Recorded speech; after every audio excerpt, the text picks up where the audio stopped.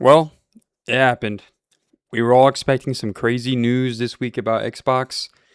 And, I was holding my tongue. I didn't want to make a video too fast, but I said I would wait till Friday. It's Friday. And I could say it went better than I initially expected. I think that is fair to say.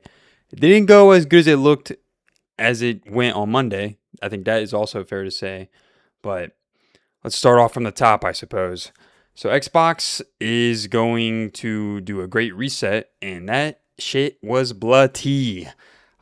She was not trolling, dude. 20% of the employees gone. In total, 3,200 from Xbox. That is kind of that's a lot to say the least. And only 1,600 of them are gone right now. Could you imagine working at Xbox right now? You just have to always be concerned if your job is gone. Okay, that's one way to work, I guess. But I guess the big there's a couple key points I want to talk about, and specifically, it's the studios that I guess are leaving Xbox. I'm gonna be honest, some of them I don't really care about. That might be kind of crazy. Compulsion Games and Double Fine Productions. Hold up, real quick. Yeah, that's exactly what I thought. I just want to double check. So, Compulsion Games are the people that made We Happy Few and South of Midnight. We Happy Few, I've never played it, but heard it was a banger. That kind of sucks, but they made South of Midnight, and I ain't gonna lie, that game looked mid. So, I mean, it's sad that people lost their jobs. I'm not saying that's good, but of all studios to lose, and they went back to independence, maybe it's better. I don't know. It just sucks people lost their jobs. Same thing for Double Fine Productions. They made that pottery game, dude. Like, let's be serious. Why'd that get greenlit? We all had the same reaction when that got revealed at a Summers Fest or whatever. We all put our palms to our face. They were making artsy fartsy games. Nobody wanted to play those. So, in all reality, those studios, not a big loss. It sucks people lost their jobs, and the devs are talented. It just sucks that they even got those projects greenlit in the first place. The other three are a little different, though. Arcane, it seems the reporting is a little messy. Not messy, but we don't know exactly what's going on. Specifically, if they're getting sold, are they closed? The Marvel game that they're making, we don't know if that's still happening. It's to be determined. So Arcane Lion is a little. That would suck if Blade got canceled. So we don't really know. That one, a little stingy. The Ninja Theory, they're getting bought out. I'm gonna be honest, I'm kind of surprised. Let's be serious. Who's that hyped about a Hellblade sequel again? Like, who's really that hyped? I don't think there's that many people looking forward to another game by them. Maybe they'll do something though. And then the one I care about. This is the one I really am happy about. Undead Labs is getting sold, but they're gonna get funding for State of Decay 3. And dude, State of Decay 2 was so fun. Like, I love that game, and I was so worried they were going to cancel State of Decay 3 from Xbox doing this bloodbath. I'm so happy we're going to get that game. At least it seems we're going to get the game at least. Apparently Ninja Theory and Undead Labs are both being sold. We just don't know the buyer yet. I guess there's still negotiating going on. But it seems like State of Decay 3 is happening. Thank God. That is a dodged bullets, I suppose.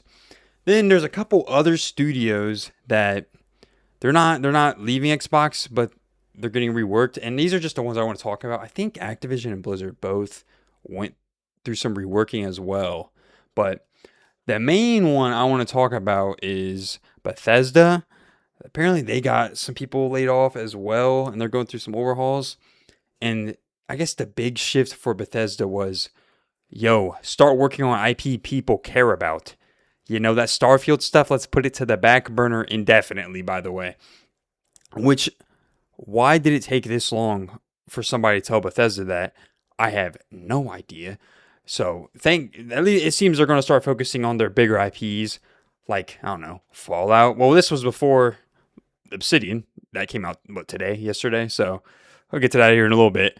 But apparently Bethesda's going to start working on their bigger IPs, which, no brainer. That should have been happening for the past 10 years. But we're just making Fallout 76 slop and Starfield for some reason over there.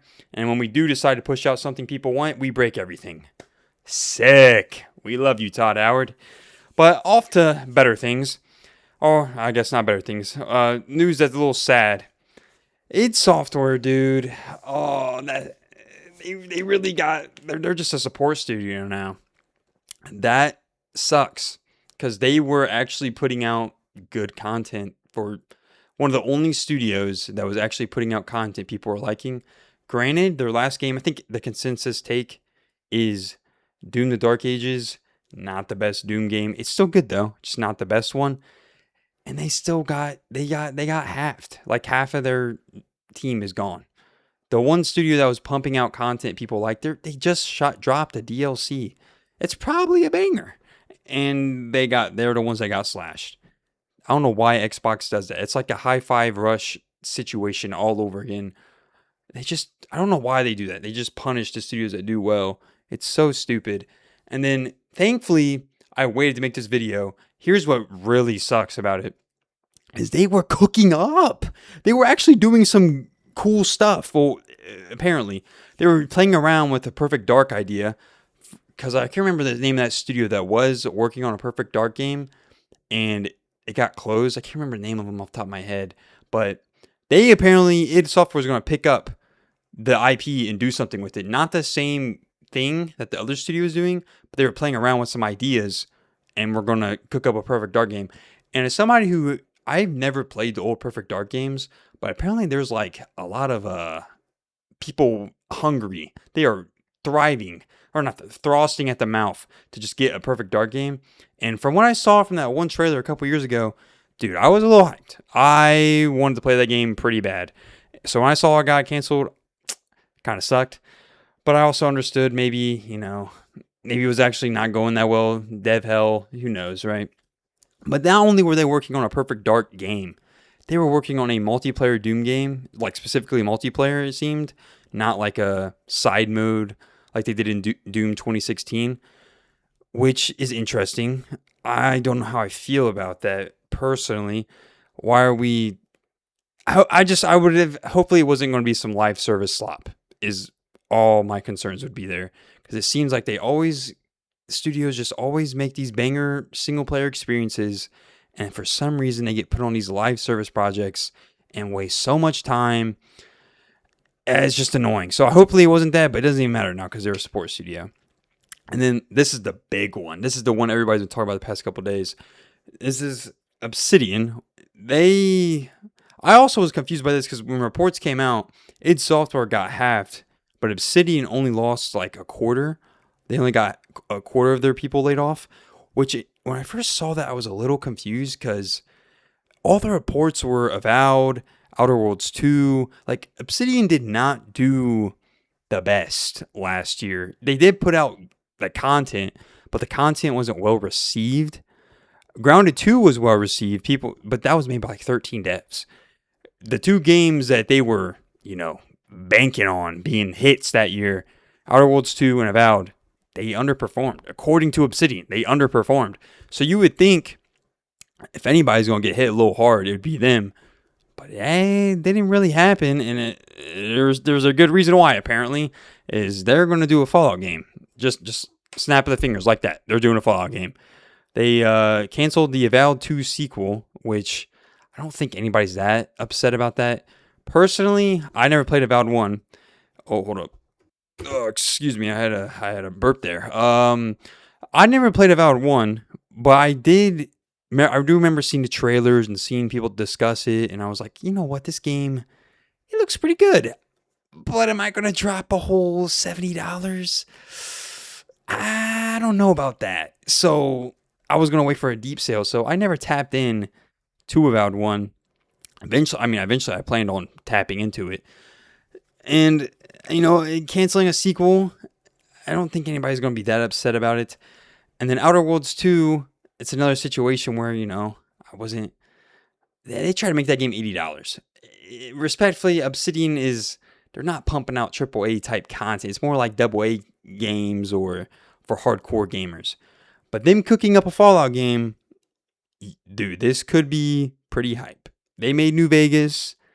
They're seeming like they're getting the green light to do some crazy stuff here. We don't really know though about the Fallout project. Like, what it is, it Fallout 5? Is it a New Vegas sequel? Like, what exactly are they cooking up? No idea. We just know for sure their next game that they are working on is Fallout. So I mean, dude, you gotta be a little hyped about that. So I guess to end it off on a positive note, even though it was a pretty bloody week at Xbox, at least we can take away, all right, they're at least focusing on getting out games now. Like the games we care about, not this pottery slop, this artsy fart. Like they're putting out IP we care about. So at least that is the one thing we could take from this week of all the Xbox news. Even though most of it's been bad, at least that's the one positive. But that's all the gaming news this week I wanted to talk about. I probably have missed something. I'll be down there in the comments if you want to talk any of the news this week. But have a great weekend and have a good one.